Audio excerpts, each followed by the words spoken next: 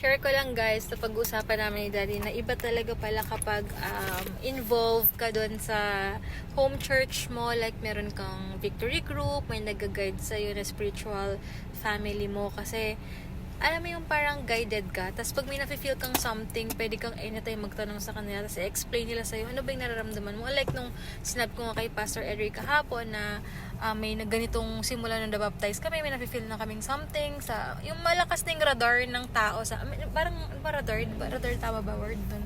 Malakas na kayo makasense ng tao. Kaya yun sabi niya discernment nga, sabi niya discernment yan ang tawag. At kahit sabi ko wow, parang something na bago sa namin na parang oy ganito pala yun. Tapos mas na appreciate namin yung ganon na para kasi mamaya hindi natin alam may gift na pala tayong something na ganyan, hindi natin na ma-maximize, at least alam na natin na alam mo yun, magagamit natin siya sa purpose natin. At yun, diba, at least aware tayo sa mga ganon na may binibigay ni God na gift sa atin, na yung mga katulad ng mga ganyan, diba?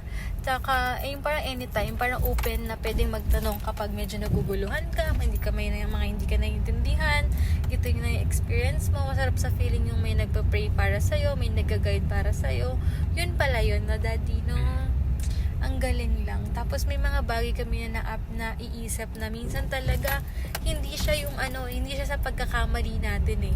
Minsan may binibigay si God talaga na medyo mangyayari talaga sa buhay mo para mas ma-appreciate mo, mas makita yung works niya. Hindi yung dahil na sobrang nagkamali ka sa ganito, sa ganyan, hindi. Minsan inaalaw niya mangyari yun kasi may purpose siya sa'yo, at yung gusto niya makita kung paano talaga siya nag-work sa buhay natin para mabigay mo o makapag-share ka ng testimony mo. So, yun lang.